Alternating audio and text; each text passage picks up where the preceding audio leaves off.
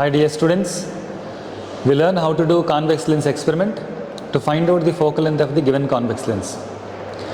Convex lens experiment ಮಾಡಬೇಕಾದ್ರೆ convex lens ಇಮೇಜಸ್ನ ಹೇಗೆ form ಮಾಡುತ್ತೆ ಅನ್ನೋ ಐಡಿಯಾ ಇರಬೇಕು.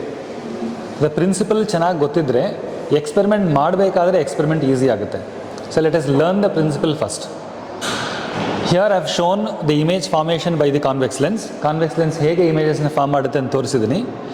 I have given you a detailed table which will be useful for your theory exam purpose also, not just from the practicals point of view. You can also take a screenshot if you needed it from the theory exam point of view. ಒಂದ್ಸಲ images ಹೇಗೆ form ಆಗುತ್ತೆ ನೋಡೋಣ. When we take the object at infinity for a convex lens, the incident light beam is a parallel beam of light rays. Therefore, the image will be formed at the focus. Image details ನೋಡೋದಾದರೆ image is formed at the focus. The image nature is real inverted and the image is a point image. ಇದಕ್ಕೆ ಮೇಲೆ ಆ ಕಡೆ ನಾನೇನು details ಕೊಟ್ಟಿದ್ದೀನಿ ಅದು ಬಹುಶಃ ನಿಮಗೆ ಲ್ಯಾಬ್ ಎಕ್ಸಾಮ್ಗೆ ಏನು ಬೇಕಾಗಲ್ಲ. ಯಾರಿಗೆ ಥಿಯರಿ ನಾಲೆಡ್ಜ್ ಬೆಳೆಸ್ಕೋಬೇಕಂತಿದೆ ಅಂಥವ್ರು ಅದನ್ನು ನೋಡ್ಕೋಬೋದು. ಎರಡನೇ ಕೇಸ್ ನೋಡೋಣ. When the object is taken beyond two F, ಇಲ್ಲಿ ಎಫ್ ಟು ಎಫ್ ನೋಡ್ಬೋದು ನೀವು. Object beyond two F, image ಎಲ್ಲಿ ಫಾರ್ಮ್ ಆಗ್ತಾ ಇದೆ? Image is formed between F and two F, the other side of the lens. In this case when the object image is between F and two F, image nature is real inverted, image is diminished. ಅಂದರೆ ಆಬ್ಜೆಕ್ಟ್ಗಿಂತ image size ಸಣ್ಣದಾಗಿದೆ, ಚಿಕ್ಕದಾಗಿದೆ. ನಾವು let us bring the object closer to F, I mean at two F. From beyond two F bring it to two. To two ಹತ್ರ ಆಬ್ಜೆಕ್ಟ್ನ ನೀವು place ಮಾಡಿದಾಗ image two F ಹತ್ರನೇ ಫಾರ್ಮ್ ಆಗುತ್ತೆ. ಈ ಕೇಸಲ್ಲಿ ಪೆಕ್ಯುಲಿಯರ್ ಆಗಿ object distance 2 times focal length, image distance ಕೂಡ 2 times ಫೋಕಲ್ ಲೆಂತ್ ಆಗಿರುತ್ತೆ. And what is the nature of the image? It is real inverted and image size is same size. Again ಆ details ನಿಮಗೆ ಸದ್ಯಕ್ಕೆ ಬೇಕಾಗಿಲ್ಲ, theory exam use ಮಾಡ್ಕೋಬೋದು. ನಾವು let us bring the object even closer. Even closer in the sense ಏನು? ಆಬ್ಜೆಕ್ಟ್ನ ನಾವು 2Fಗಿಂತ ಒಳಗಡೆಗೆ ತೊಗೊಂಡು ಬರ್ತೀವಿ. ಆಬ್ಜೆಕ್ಟ್ ಇನ್ನೂ ಹತ್ತಿರಕ್ಕೆ ಮೂವ್ ಮಾಡಿದ್ದೀವಿ, but object between 2F and F ಇದೆ. Where do you see the image ನಾವು? The image is formed beyond 2F. Can you see the nature of the image and the size of the image? Image is beyond 2F. Image is beyond 2F. Beyond 2F ತಗೊಳ್ಳೋಣ. If the image is beyond 2F, what is the nature? All of you carefully observe. The nature is real inverted and enlarged again. What is the size? What is the size? Size is magnified for the first time. You can see the image size is much bigger than the object size. Carefully observe that. And just two more images we will see, image formations. Every time if you observe carefully, in the first case the object was at a great distance. We reduce the object distance, reduced it to 2F, reduce it further to bring the object to 2F. Object ಎಫ್ಗೆ ಬಂದಾಗ, finally object ಎಫ್ಗೆ ಬಂದಿದೆ. ಎಫ್ಗೆ ಬಂದಾಗ refracted light rays parallel ಆಗೋಗುತ್ತೆ. When you see the parallel refracted light rays, image will become virtual and direct. Finally when you get the object inside the focus, image will still remain virtual and direct. However the image will be formed same side of the object. Object ಯಾವ ಕಡೆಗಿದೆಯೋ image ಅದೇ ಕಡೆಗಿರುತ್ತೆ, ಮತ್ತು ಅಲ್ಲೂ ಕೂಡ image magnified ಆಗಿದೆ. ಈಗ ಈ experiment ಮಾಡಬೇಕಾದ್ರೆ, ಕಾನ್ವೆಕ್ಸ್ ಲೆನ್ಸ್ ಎಕ್ಸ್ಪೆರಿಮೆಂಟ್ ಮಾಡಬೇಕಾದ್ರೆ ಇಷ್ಟೊಂದು ಕೇಸಸ್ ನಮಗೆ ಬೇಕಾಗಿಲ್ಲ. ಯಾವ್ಯಾವ ಕೇಸ್ ಬೇಕಾಗಿಲ್ಲ? ಕೆಳಗಡೆ ಇರೋವಂಥ 2 ಲಾಸ್ಟ್ ಕೇಸ್ ಬೇಕಾಗಿಲ್ಲ, ಮೇಲಿರೋ ಅಂಥ ಕೇಸು ಬೇಕಾಗಿಲ್ಲ. ಆದರೆ ನಾಲೆಡ್ಜ್ ಇರಬೇಕು ನಿಮಗೆ. ಈ ಎಕ್ಸ್ಪೆರಿಮೆಂಟ್ ಸಕ್ಸಸ್ಫುಲ್ ಆಗಿ ಮಾಡಬೇಕಂದ್ರೆ ಕಾನ್ವೆಕ್ಸ್ ಲೆನ್ಸ್ ಹೇಗೆ ಇಮೇಜಸ್ನ ಫಾರ್ಮ್ ಮಾಡುತ್ತೆ ಅಂತ ಕಂಪ್ಲೀಟ್ ನಾಲೆಡ್ಜ್ ಇರಬೇಕು. ಹಂಗೆ ಕಂಪ್ಲೀಟ್ ನಾಲೆಡ್ಜ್ ಕೊಟ್ಟಿದ್ದೀನಿ ಇಲ್ಲಿ ನಿಮಗೆ. ಈಗ ಎಕ್ಸ್ಪೆರಿಮೆಂಟಲ್ಲಿ ಕನ್ಸಿಡರ್ ಮಾಡೋ ಅಂಥ ಕೇಸಸ್ ಯಾವುದು? ಈ 3 ಕೇಸ್ನ ಮಾತ್ರ ನಾವು ಎಕ್ಸ್ಪೆರಿಮೆಂಟಲ್ಲಿ ತೊಗೊಳ್ತೀವಿ. ಇಷ್ಟು ಐಡಿಯಾ ಕಂಪ್ಲೀಟ್ ಆಗಿದ್ದರೆ ನಾವೀಗ ಎಕ್ಸ್ಪೆರಿಮೆಂಟ್ಗೆ ಹೋಗ್ಬೋದು. ಇಷ್ಟು ಐಡಿಯಾ ಕಂಪ್ಲೀಟ್ ಆಗಿರಬೇಕು. Okay, so they will end here. Once ನೀವು ಎಕ್ಸ್ಪೆರಿಮೆಂಟ್ ಮಾಡಬೇಕಾದ್ರೆ ಹೇಗೆ ಮಾಡ್ತೀವಿ? ಎಕ್ಸ್ಪೆರಿಮೆಂಟಲ್ ಸೆಟಪ್ಪಲ್ಲಿ ನಿಮಗೆ ಆಪ್ಟಿಕಲ್ ಬೆಂಚ್ ಇರುತ್ತೆ, ಕಾನ್ವೆಕ್ಸ್ ಲೆನ್ಸ್ ತೊಗೊಳ್ತೀವಿ. ನಿಮಗೆ ಆಪ್ಟಿಕಲ್ ಬೆಂಚ್ ಬೇಕು, ಲೆನ್ಸ್ ತೊಗೊಳ್ತೀರಾ. ಆಬ್ಜೆಕ್ಟ್ ಡಿಸ್ಟೆನ್ಸ್ನ ವೇರಿ ಮಾಡ್ತಾ ಇಮೇಜ್ ಡಿಸ್ಟೆನ್ಸ್ನ ಮೆಷರ್ ಮಾಡಬೇಕು. ಯಾವಾಗೆಲ್ಲ ಆಪ್ಟಿಕಲ್ ಬೆಂಚ್ ಯೂಸ್ ಮಾಡ್ತಿರೋ ಆವಾಗ ಪ್ಯಾರಲಾಕ್ಸ್ನ ಎಲಿಮಿನೇಟ್ ಮಾಡಬೇಕು. ಪ್ಯಾರಲಾಕ್ಸ್ನ ಎಲಿಮಿನೇಟ್ ಮಾಡೋದೇ ಟ್ರಿಕಿಯೆಸ್ಟ್ ಐಡಿಯಾ. ಅದು ಬೇರೆ ಎಕ್ಸ್ಪೆರಿಮೆಂಟ್ಸಲ್ಲಿದೆ, ಕಾನ್ಕೇವ್ ಮಿರರ್ ಮತ್ತು ಕಾನ್ವೆಕ್ಸ್ ಲೆನ್ಸಲ್ಲಿ ಕಾನ್ವೆಕ್ಸ್ ಮಿರರಲ್ಲೂ ಇದೆ. ಅದು ನೀವು ಆಲ್ರೆಡಿ ಕಲ್ತಿರ್ತೀರ, ಅಥವಾ ಇಲ್ಲೂ ನಾನು ಒಂದ್ಸಲ ಹೇಳ್ಕೊಡ್ತೀನಿ, ಚೆನ್ನಾಗಿ ಕಲ್ತ್ಕೊಳ್ಳಿ. ಈಗ ಒಂದ್ಸಲ object distance image distance vary ಮಾಡಿದ್ಮೇಲೆ ನೀವು ಬರೆಯೋವಂಥ ಗ್ರಾಫ್ ಹೇಗಿರುತ್ತೆ, ಗ್ರಾಫ್ನ ಸೆಕೆಂಡ್ ಕ್ವಾಡ್ರೆಂಟಲ್ಲಿ ಬರೀತೀರಾ. ಯಾಕೆ ಸೆಕೆಂಡ್ ಕ್ವಾಡ್ರೆಂಟ್ ಅಂದರೆ ಆಬ್ಜೆಕ್ಟ್ ಡಿಸ್ಟೆನ್ಸ್ ಯಾವಾಗಲೂ ನೆಗೆಟಿವ್ ಇರುತ್ತೆ. ಈ ಟೇಬಲನ್ನು ಹಾಕಿದ್ದೀನಿ, ಆಬ್ಜೆಕ್ಟ್ ಡಿಸ್ಟೆನ್ಸ್ ಈ 3 ಕೇಸಸಲ್ಲಿ ಆಬ್ಜೆಕ್ಟ್ ಡಿಸ್ಟೆನ್ಸ್ ಯಾವಾಗಲೂ ನೆಗೆಟಿವ್ ಇದೆ. ಆಬ್ಜೆಕ್ಟ್ ಡಿಸ್ಟೆನ್ಸ್ ನೆಗೆಟಿವ್ ಅಂತ ತೋರಿಸಿದ್ದೀನಿ ಇಲ್ಲಿ. ಆಬ್ಜೆಕ್ಟ್ ಡಿಸ್ಟೆನ್ಸ್ ನೆಗೆಟಿವ್ ಆಗಬೇಕಾದ್ರೆ ಆಬ್ಜೆಕ್ಟ್ ಡಿಸ್ಟೆನ್ಸ್ ತಗೊಳ್ಳೋಂಥ axis negative X axis. Image distance ಯಾವಾಗಲೂ ಪಾಸಿಟಿವ್ ಇರುತ್ತೆ. ಈ 3 ಕೇಸಲ್ಲೂ ಕೂಡ ಇಮೇಜ್ ಡಿಸ್ಟೆನ್ಸ್ ರೈಟ್ ಸೈಡ್ ಇದೆ, ಇಮೇಜ್ ಡಿಸ್ಟೆನ್ಸ್ ಪಾಸಿಟಿವ್ ಆಗಿದೆ, ದೇರ್ಫೋರ್ ಇಮೇಜ್ ಡಿಸ್ಟೆನ್ಸ್ ಪಾಸಿಟಿವ್ ಇರುತ್ತೆ. ಹೆನ್ಸ್ ಗ್ರಾಫ್ನ ನೀವೆಲ್ಲಿ ಪ್ಲಾಟ್ ಮಾಡ್ತೀರಾ, you are plotting the graph in the second quadrant and you would see this kind of graph. All right, once you get the graph, approximately you can find out one particular point in the graph, preferably at 45 degrees. You can prefer this. If not this, you can choose slightly this way, that way also does not matter. So ನೀವು ತಗೊಂಡಾಗ X ಆಕ್ಸಿಸ್ಗೆ Y ಆಕ್ಸಿಸ್ಗೆ perpendicular draw ಮಾಡಿ, ಈ ಡಿಸ್ಟೆನ್ಸ್ನ ಮತ್ತು ಈ ಡಿಸ್ಟೆನ್ಸ್ನ measure ಮಾಡಿ, O A ಮತ್ತು O B measure ಮಾಡಿ, take the sum of O A O B divided by 4, you get the focal length. ಇದು ಎಕ್ಸ್ಪೆರಿಮೆಂಟ್ ಮಾಡೋ ವಿಧಾನ. ಈಗ ನಾವು ಎಕ್ಸ್ಪೆರಿಮೆಂಟಲ್ ಸೆಟಪ್ಗೆ ಹೋಗೋಣ. ಒಂದ್ಸಲ ಹೇಗೆ ಲೆನ್ಸ್ನ ಸೆಟ್ ಮಾಡೋದು, 1-2-3 ರೀಡಿಂಗ್ ಹೇಗೆ ತೊಗೊಳ್ತೀವಿ, ಅದಾದಮೇಲೆ ಗ್ರಾಫ್ ಹೇಗೆ ಕಾಣಿಸುತ್ತೆ, ಕ್ಯಾಲ್ಕುಲೇಷನ್ಸ್ ಹೇಗಿರುತ್ತೆ ನಾನು ತೋರಿಸ್ತೀನಿ. ಎಕ್ಸ್ಪೆರಿಮೆಂಟ್ಗೆ ಹೋಗೋಣ. ಎಸ್ ಡಿಯರ್ ಸ್ಟೂಡೆಂಟ್ಸ್, ನಾವು ಈ ಎಕ್ಸ್ಪೆರಿಮೆಂಟ್ ಹಿಂದೆ ಇರೋಂಥ ಕಾನ್ಸೆಪ್ಟನ್ನ ನೋಡಿದ್ದೀವಿ. Once we learn the concept, ನಾವು we have come back to the experimental setup. We'll learn how to do this experiment. This experiment is of now 2 parts. One is a distant object method, and second one is finding out of the focal length using the optical bench. What is this distant object method? We know every given lens has got its own focal length. ಇದನ್ನು ನಾವು distant object ಮೆಥಡಿಂದ ಕೂಡ find out ಮಾಡ್ಬೋದು. ಹೇಗೆ ಮಾಡೋದು ನೀವು ನೋಡ್ಬೋದು. ಇಲ್ಲಿ ಲೆನ್ಸ್ನ ನಾನು ಲೆನ್ಸ್ ಸ್ಟ್ಯಾಂಡ್ ಮೇಲೆ ಮೌಂಟ್ ಮಾಡಿದ್ದೀನಿ, ಒಂದು ಸ್ಕ್ರೀನ್ ಇದೆ. ಈಗ ಲೆನ್ಸ್ ಯೂಸ್ ಮಾಡಿ ಒಂದು ಡಿಸ್ಟೆನ್ಸಲ್ಲಿರೋವಂಥ ಒಂದು ಇಮೇಜ್ನ ಈ ಸ್ಕ್ರೀನ್ ಮೇಲೆ ಕ್ಯಾಪ್ಚರ್ ಮಾಡ್ತೀವಿ. ನಾನು ಈಗಾಗಲೇ ಎಕ್ಸ್ಪ್ಲೈನ್ ಮಾಡಿದಂಗೆ ಕಾನ್ಸೆಪ್ಟಲ್ಲಿ ಆಬ್ಜೆಕ್ಟು ತುಂಬ ಗ್ರೇಟ್ ಡಿಸ್ಟೆನ್ಸಲ್ಲಿ ಇದ್ದಾಗ, ಅಂದರೆ when the object is at infinity, image will be formed at the focus. So we are doing that. Once the image is formed at the focus, focal ಲೆಂತ್ನ ಹೇಗೆ ಮೆಷರ್ ಮಾಡ್ತೀವಿ? Focal length is nothing but the distance between the optic center of the lens and the image. So distant object method alli baruvanಥ image real inverted and point image. So we can see that now. Now I am varying the distance between the screen and the lens. At some point I can see a very very sharp image, distant image. I am trying to focus that window over there and those trees ಅದೆಲ್ಲ ಕಾಣಿಸ್ತಾ ಇದೆ ನನಗೆ. ಅದು ನಾನು ಸ್ವಲ್ಪ ಕೇರ್ಫುಲ್ಲಾಗಿ adjust ಮಾಡಿದಾಗ ನನಗೆ image ಶಾರ್ಪಾಗಿ ಬರಬೇಕು. ಶಾರ್ಪೆಸ್ಟ್ ಇಮೇಜ್ ಎಲ್ಲಿ ಬರುತ್ತೋ ಅಲ್ಲಿ ನಿಲ್ಲಿಸಬೇಕು. ಬ್ಲರ್ಡ್ ಇಮೇಜ್ ಇರಬಾರ್ದು, ಶಾರ್ಪ್ ಇಮೇಜ್ ಬರಬೇಕು. ಈಗ ಶಾರ್ಪ್ ಇಮೇಜ್ ಬಂದಿದೆ. ನಾವು I measure the focal length. The focal length measured is from the surface of the screen to the center of the lens. ನಾವು I am getting around 15.2 centimeters. It's about 15.2 centimeters. Okay, ಇದು approximate focal length, rough focal length. ಇದು it can vary millimeter by millimeter depending on the object distance.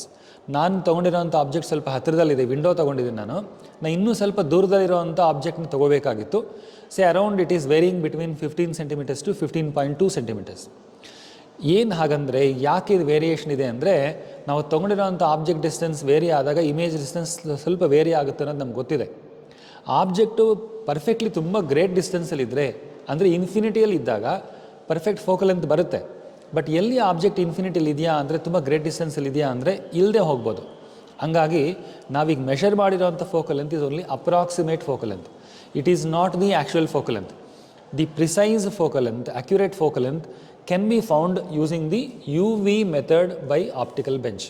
So ಹಂಗಾಗಿ ಈಗ ಇದೇನಕ್ಕೆ ಮಾಡಿದ್ವಿ, ಇದು ಯಾಕೆ find out ಮಾಡಿದ್ದೀವಿ ಅಂದರೆ, ಈ ಎಕ್ಸ್ಪೆರಿಮೆಂಟ್ ಮಾಡಬೇಕಾದ್ರೆ ಈ ಲೆನ್ಸ್ನ ರಫ್ ಫೋಕಲ್ ಲೆಂತ್ ನಮಗೊಂದು ಐಡಿಯಾ ಇರಬೇಕಾಗುತ್ತೆ.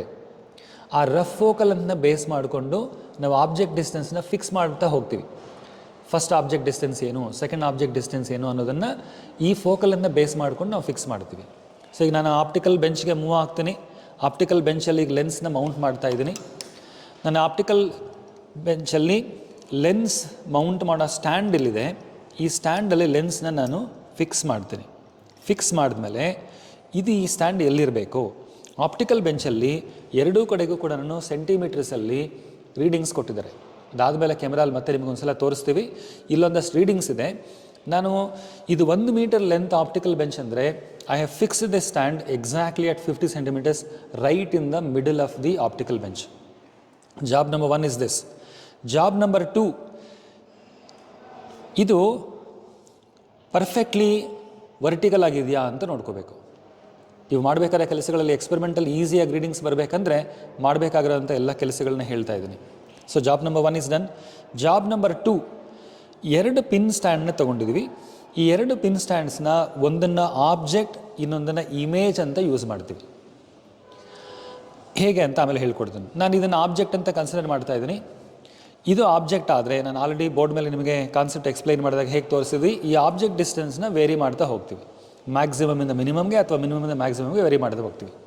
ಆದರೆ ಈ ಕೇಸಲ್ಲಿ ನಿಮಗೆ ಎಕ್ಸ್ಪೆರಿಮೆಂಟ್ ಈಸಿ ಆಗಬೇಕಂದ್ರೆ ಆಬ್ಜೆಕ್ಟ್ ಡಿಸ್ಟೆನ್ಸ್ನ ಮ್ಯಾಕ್ಸಿಮಮಿಂದ ಮಿನಿಮಮ್ಗೆ ವೇರಿ ಮಾಡೋದು ಮಾಡೋಣ. ಹೇಗೆ, ಯಾವ ಡಿಸ್ಟೆನ್ಸಲ್ಲಿ ವೇರಿ ಮಾಡಬೇಕು ಸ್ವಲ್ಪ ಗಮನ ಇಟ್ಕೊಂಡು ಕೇಳಿಸ್ಕೋಬೇಕು.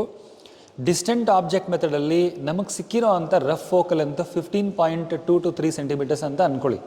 ಸೇ approximately 15 centimeters. If focal length is 15 centimeters, then 2f will be 30 centimeters.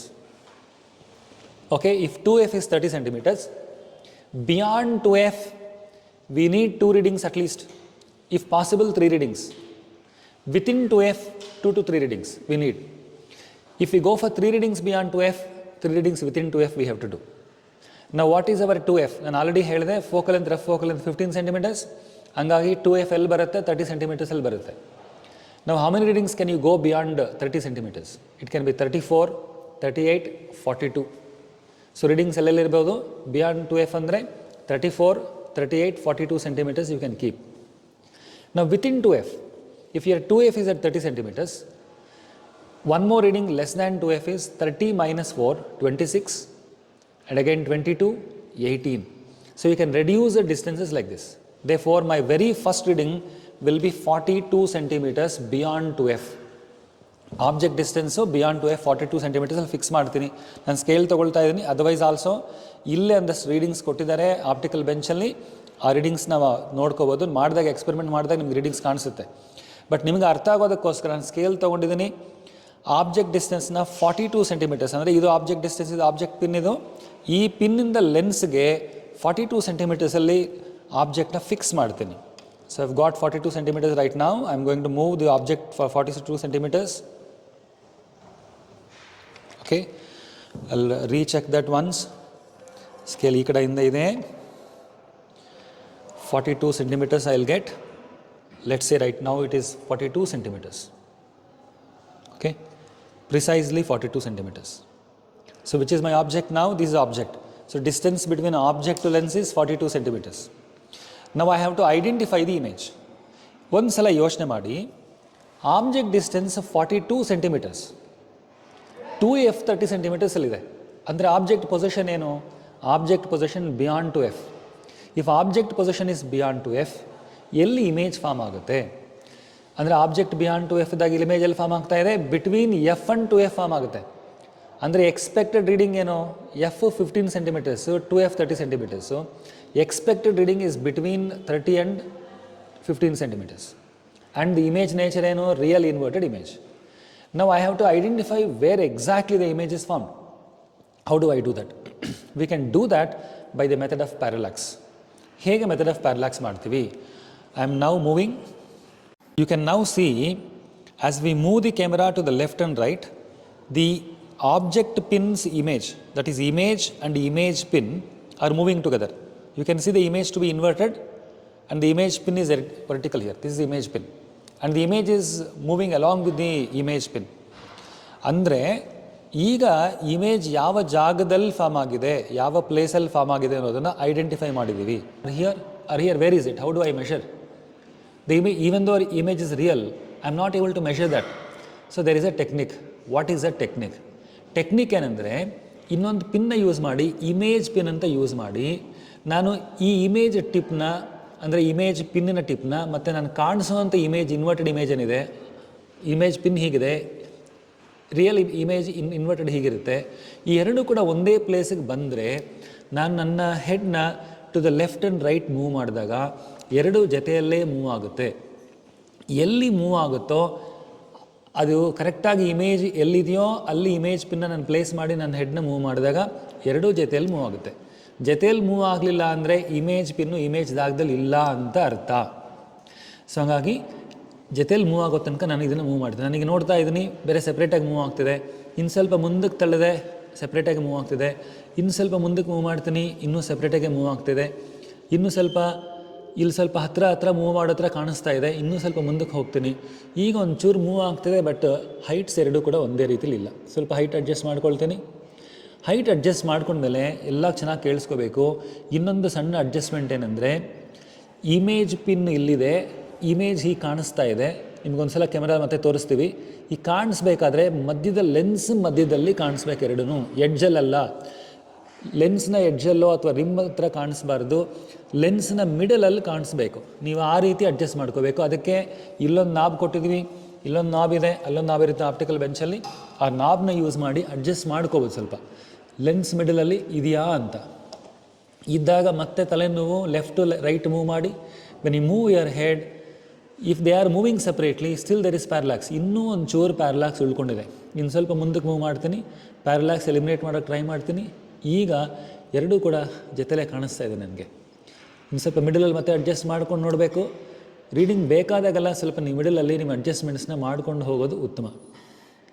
Okay, ನಾವು I move my head to the left, to the right. They are moving together. Slight disalignment is there. Now I can recheck it by moving it closer. Now I can see both of them moving together. ಈಗ ನಾವು ಒಂದ್ಸಲ ನಿಮಗೆ ಕ್ಯಾಮರಲ್ಲಿ ತೋರಿಸ್ತೀವಿ, ನಿಮ್ಗೆ ಅದು ಅರ್ಥ ಆಗುತ್ತೆ ಚೆನ್ನಾಗಿ. ಓಕೆ, ಈಗ ಪ್ಯಾರಲಾಕ್ಸ್ ಎಲಿಮಿನೇಟ್ ಆಗಿದೆ ಅಂದರೆ ಅರ್ಥ ಏನು, ಎಲ್ಲಿ ಇಮೇಜ್ ಪಿನ್ನ ನಾವು ಈಗ ಪ್ಲೇಸ್ ಮಾಡಿದ್ವೋ ಅಲ್ಲೇ ಇಮೇಜ್ ಇದೆ ಅಂತ. ಯಾವಾಗ ಪ್ಯಾರಲಾಕ್ಸ್ ಇರಲ್ವೋ ಆವಾಗ ಇಮೇಜ್ ಪಿನ್ನು ಇಮೇಜ್ ಜಾಗದಲ್ಲಿ ಇದೆ ಅಂದರೆ ಇಮೇಜ್ ಎಲ್ಲಿದೆ ಅಂತ ಐಡೆಂಟಿಫೈ ಮಾಡಾಯಿತು. ಈಗ ನಾ ಇಮೇಜ್ ಡಿಸ್ಟೆನ್ಸ್ನ ಮೆಷರ್ ಮಾಡ್ಬೋದು. ಲೆನ್ಸಿಂದ ಇಮೇಜ್ ಡಿಸ್ಟೆನ್ಸ್ ಮೆಷರ್ ಮಾಡ್ಬೋದು.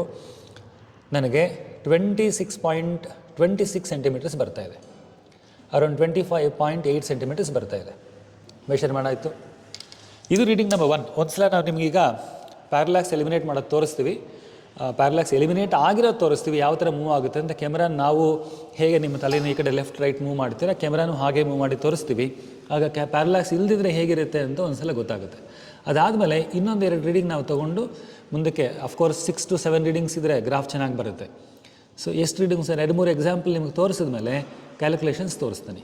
ಈಗ ಇಮೇಜ್ ಡಿಸ್ಟೆನ್ಸ್ನ ಮೆಷರ್ ಮಾಡೋದು, ಇಮೇಜ್ ಪೊಸಿಷನ್ನ ಐಡೆಂಟಿಫೈ ಮಾಡಿ ಮೆಷರ್ ಮಾಡೋದು ನೋಡಿದ್ದೀವಿ.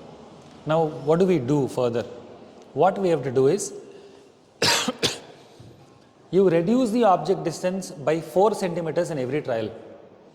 Object distance ಹತ್ರ ಆಗ್ತಾ we know that the image distance is going to increase, which means ಈ ಗ್ಯಾಪ್ ಏನಿದೆ ಇದು ಇನ್ಕ್ರೀಸ್ ಆಗ್ತಾ ಹೋಗುತ್ತೆ.